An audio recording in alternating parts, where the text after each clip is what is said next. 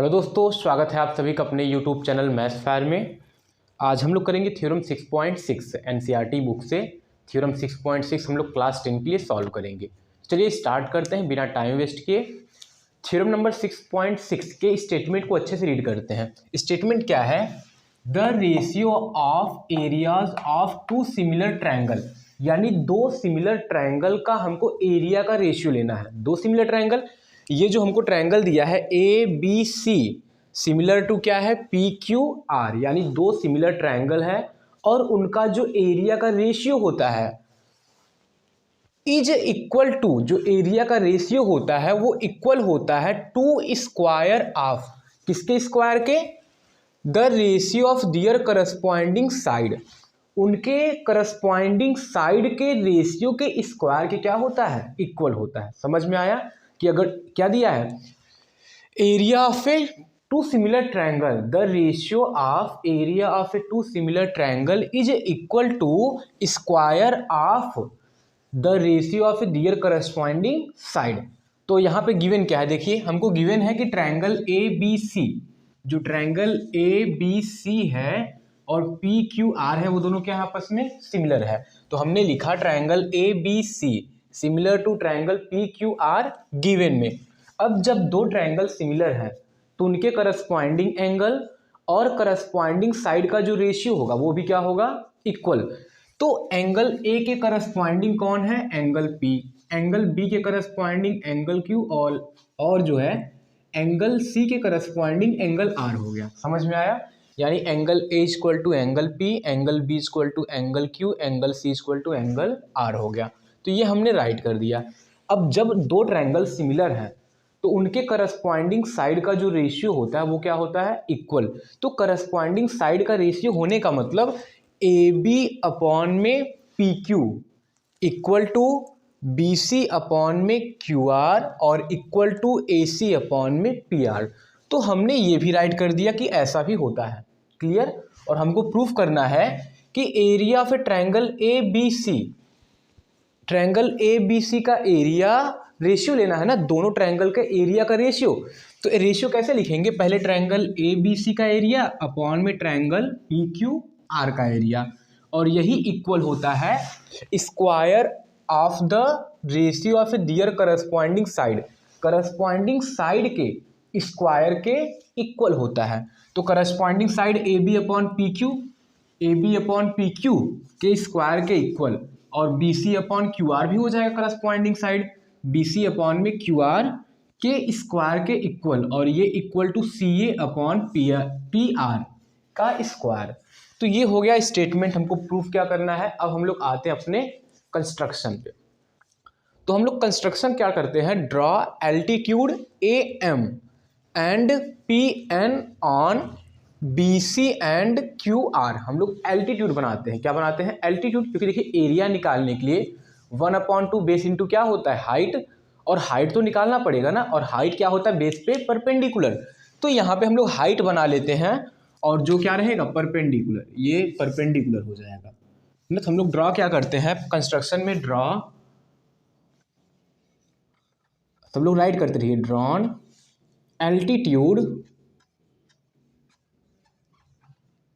Altitude A M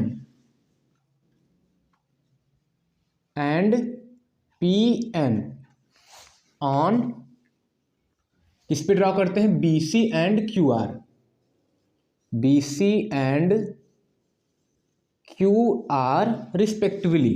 क्या करेंगे? Respectively. Clear? तो हमने क्या ड्रॉ किया? ए एम एक एल्टीट्यूड है और पी एन क्या है? एल्टीट्यूड है। ए एम बी सी पे एल्टीट्यूड है और पी एन जो है वो क्यू आर पे क्या है? एल्टीट्यूड है। क्लियर? बहुत सिंपल थे। यहाँ तक आई होप आप लोग राइट करेंगे, क्योंकि जगह थोड़ा कम हो जाएगा। तो हम ये जो कंस्ट्रक्शन है, जो प्रूफ वाला पार्ट है, प्रूफ वाले पार्ट को नहीं, बाकी कंस्ट्रक्शन वाले को हम इरेज कर देंगे। तो आप लोग इसको अच्छे से नोट कर लेंगे। कंस्ट्रक्शन जो है, drawn altitude A M P N on B C and Q R respectively. अब कंस्ट्रक्शन के बाद आता है प्रूफ क्या करना है। तो हम लोग प्रूफ करते हैं। कंस्ट्रक्शन को मैं इरेज कर देता हूँ। क्लियर? बता दिया कैसे लिखना है। कंस्ट्रक्शन को मैं इरेज कर देता हूँ। अब आते हैं प्रूफ पे अपने। प्रूफ में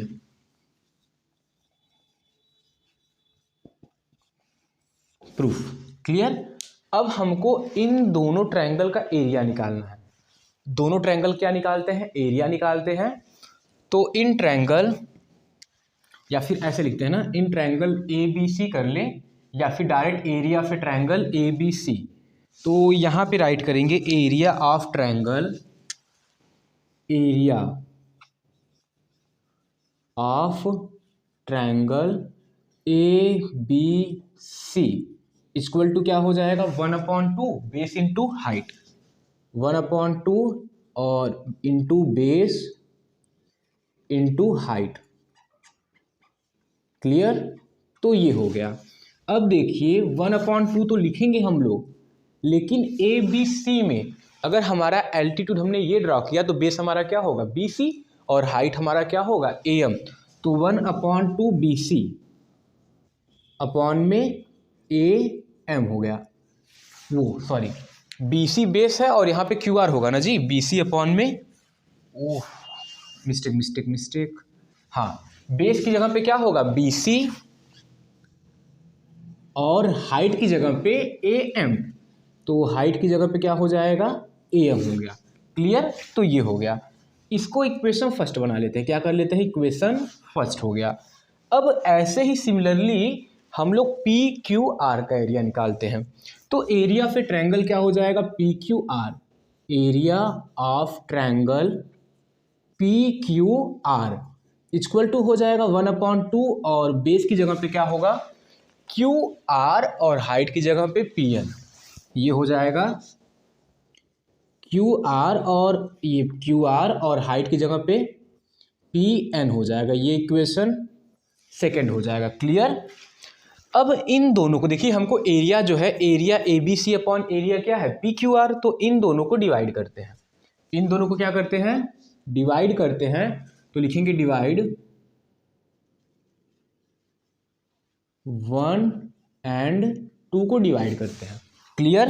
तो area of A B C direct ऐसे लिखते हैं, एरिया ए आर करके triangle A B C upon में ए आर मतलब area triangle P Q R, और इक्वल टू क्या होगा? ये पूरा अपॉन ये पूरा। राइट करते हैं हम लोग 1/2 और B C into A M, और टोटल अपॉन में 1/2 बी सी की जगह पे क्या है? क्यू आर है। ये सॉरी, बी सी की जगह पे नहीं, यहाँ पे जो है Q R into P N है, Q R into P N है। अब देखिए 1/2 से 1/2 कैंसिल, और ये आ जाएगा बी सी, और चाहे तो बी सी अपॉन, चलिए B C into A M हो गया, और अपॉन में क्या हो जाएगा? क्यू आर इंटू में पी एन हो गया। क्लियर? ये हो गया यहाँ तक। इसको बना लेते हैं इक्वेशन थर्ड। इसको बना लेते हैं इक्वेशन थर्ड हो गया। क्लियर यहाँ तक सबको? बहुत ही सिंपल है, कुछ नहीं करना है, बस दोनों का एरिया निकालना है और फिर क्या करना है? आपस में डिवाइड करके रेशियो निकाल लेना है। अब इसके बाद ध्यान देना है, ये B C upon Q R, अगर इसको अलग अलग लिखना चाहें हम लोग, तो इसको हम लोग ऐसे भी लिख सकते हैं कि बी सी अपॉन में क्यू आर एक ब्रैकेट में कर सकते हैं, और फिर इंटू करके कर सकते हैं ए एम अपॉन में क्या कर सकते हैं? पी एन हो गया, और ये इक्वेशन हो गया थर्ड। अब देखिए B C upon Q R की जगह पे B C upon Q R सही है ना? क्लियर एकदम। और फिर A M upon P N आ गया, ए एम अपॉन में पी एन। अब देखिए ए एम अपॉन में पी एन है। अगर इन दोनों ट्रायंगल को लें, देखिए हमको साइड का जो करस्पोंडिंग साइड का जो रेशियो है, हमको चाहिए क्या? A B upon P Q. देखिए यहाँ पे क्या है? ए बी पी क्यू है, B C Q R, C A R P है। तो इस तरीके से हमको लेना है। हमको ऐसा नहीं करना है कि यहाँ पे ए एम आ जाए, क्योंकि हमको जो प्रूफ करना है उसमें A M upon P N कहीं पे नहीं है। A M upon P N कहीं पे नहीं है, लेकिन B C upon Q R है, वो हो सकता है, लेकिन A M upon P N नहीं है। तो AM अपॉन PN की वैल्यू को हम लोग निकालते हैं कि AM upon PN equal to क्या होगा। क्लियर? तो हम लोग निकालते हैं। अब देखिए, अगर उसको निकालना है तो हमको इन दोनों ट्रायंगल को लेना होगा। इन दोनों को भी ले सकते हैं, इन दोनों को, यानी फर्स्ट इसको लेते हैं और सेकंड वाले को इसको लेते हैं। तो लिखेंगे in triangle AMB and triangle PN और Q हो जाएगा ना। अब देखिए इन दोनों में एक तो 90 और 90 आपस में इक्वल, और ये एंगल, क्योंकि दोनों ट्रायंगल जब सिमिलर है तो करस्पॉन्डिंग एंगल हमने बताया कि इक्वल होंगे। एंगल B इक्वल टू क्या है? Angle Q। तो यहाँ पे एंगल B इक्वल टू क्या है? एंगल Q है, और राइट कर सकते हैं एंगल M इक्वल टू क्या हो जाएगा? Angle N। अब देखिए दोनों ट्रायंगल में, इन दोनों ट्रायंगल में दो एंगल आपस में इक्वल, तो बाई एंगल एंगल दोनों ट्रायंगल क्या हो जाएंगे? सिमिलर। तो यहां पे लिखेंगे बाई एंगल एंगल सिमिलरिटी से triangle AMB similar to triangle PNQ। Clear हो गया? तो इस तरीके से दोनों ट्रायंगल क्या हो गए? सिमिलर। इसको मैं थोड़ा इरेज कर देता हूँ इस साइड वाले को, क्योंकि शायद आप लोग को दिख नहीं रहा होगा नीचे। तो इतना हो गया। अब देखिए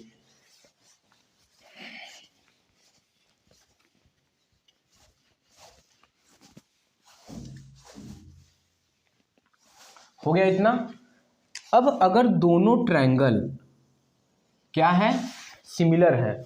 जब दो ट्रायंगल सिमिलर होते हैं तो उनके करस्पॉन्डिंग एंगल इक्वल होता है, करस्पॉन्डिंग साइड का रेशियो भी क्या होता है? इक्वल होता है। एकदम क्लियर? Very good. अब देखिए करस्पॉन्डिंग साइड का रेशियो 2 ले 3 ले, कोई फर्क नहीं पड़ता। तो अगर ये दोनों ट्रायंगल सिमिलर हैं, हमको एंगल से मतलब नहीं, क्योंकि प्रूफ में हमको साइड चाहिए। तो जब ये दोनों ट्रायंगल सिमिलर हैं तो AB अपॉन PQ क्या होगा? AB upon PQ। तो इसके बाद हो जाएगा AB अपॉन में PQ। अगर वो दोनों ट्रायंगल सिमिलर हैं, ए यहाँ के बाद हम लोग यहाँ पे राइट कर रहे हैं AMB सिमिलर टू PNQ है, तो सिमिलर टू वो जो होगा उनके करस्पॉन्डिंग साइड का रेशियो भी क्या होता है? इक्वल होता है। तो AMB और सिमिलर टू जब PNQ है तो AB अपॉन में क्या होगा? PQ होगा, और फिर AM अपॉन में PN, फिर क्या होगा? AM अपॉन में PN होगा। क्लियर होगा? उस रिजल्ट से हमको ये मिल गया, चलिए देयरफॉर लिखते हैं, देयरफॉर ना। तो इस तरीके से हमको AB upon PQ equal to AM upon PN मिल गया। अब देखिए AM अपॉन PN की जगह पे हम लोग AB अपॉन PQ राइट कर सकते हैं। ये इक्वेशन हो गया 4th, ये क्या हो गया? 4।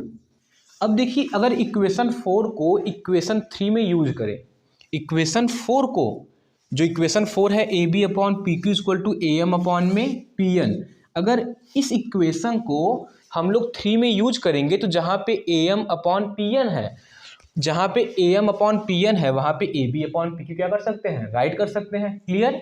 तो यानी कि यहाँ पे AB अपॉन क्या हो जाएगा? PQ हो जाएगा। अब हमको दिया भी है कि BC अपॉन QR जो है, BC अपॉन जो QR होता है वो भी AB अपॉन PQ के क्या होगा? इक्वल। तो BC अपॉन QR की जगह भी हम लोग AB अपॉन क्या लिख सकते हैं? PQ राइट कर सकते हैं।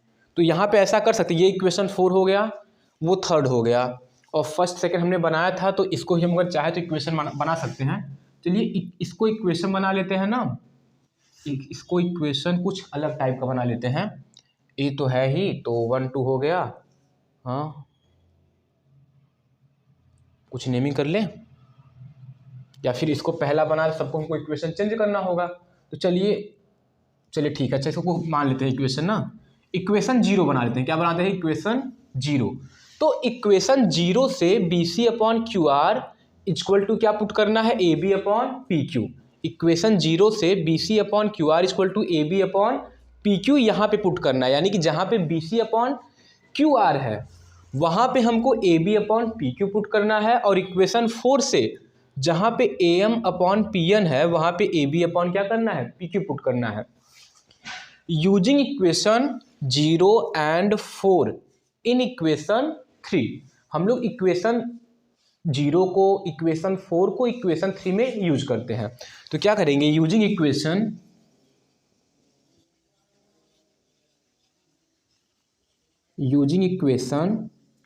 0 एंड 4 इन किस में यूज करना है, इन इक्वेशन 3 में यूज करते हैं। अब देखिए इक्वेशन 3 क्या है, area of a triangle ABC upon area of a triangle PQR। तो क्या हो जाएगा, area of a triangle ABC upon में एरिया ऑफ ट्रायंगल PQR, और यही होगा। अब देखिए BC अपॉन QR की जगह पे BC upon QR AB upon PQ के इक्वल, तो ये हो जाएगा AB अपॉन में PQ, क्लियर, और फिर इनटू, अब AM अपॉन PN की जगह पे AB अपॉन PQ पुट कर देते हैं, AB अपॉन में PQ। अब देखिए दोनों का जब मल्टीप्लाई करेंगे तो क्या आ जाएगा, AB अपॉन में PQ का होल स्क्वायर आ गया। क्या आ गया, AB अपॉन PQ का होल स्क्वायर। क्लियर सबको, एकदम सिंपल। अब देखिए AB अपॉन PQ का होल स्क्वायर है और AB अपॉन PQ की जगह पे चाहे तो BC अपॉन QR रख दें, तो BC अपॉन QR का होल स्क्वायर, और चाहे तो AB अपॉन PQ की जगह पे CA अपॉन RP रख दे तो उसका भी क्या हो जाएगा, स्क्वायर। यानी कि यहाँ पे आपका थ्योरम प्रूफ हुआ। तो हम लोग लिखेंगे hence area of a triangle जो है, area of triangle ABC upon में area of triangle PQR equal to क्या होगा, AB अपॉन PQ का होल स्क्वायर। और यही जो है अगर AB अपॉन PQ की जगह पे BC अपॉन QR करेंगे तो वो हो जाएगा BC अपॉन QR का होल स्क्वायर, और यही हो जाएगा CA अपॉन RP का होल स्क्वायर।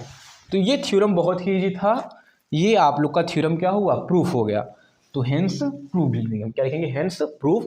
थ्योरम आप लोग का प्रूफ हो गया। थ्योरम बहुत ही इजी था, कोई हार्ड नहीं था। चलिए मिलते हैं आपसे अगले वीडियो में नए थ्योरम के साथ। तब तक के लिए जय हिंद, जय भारत।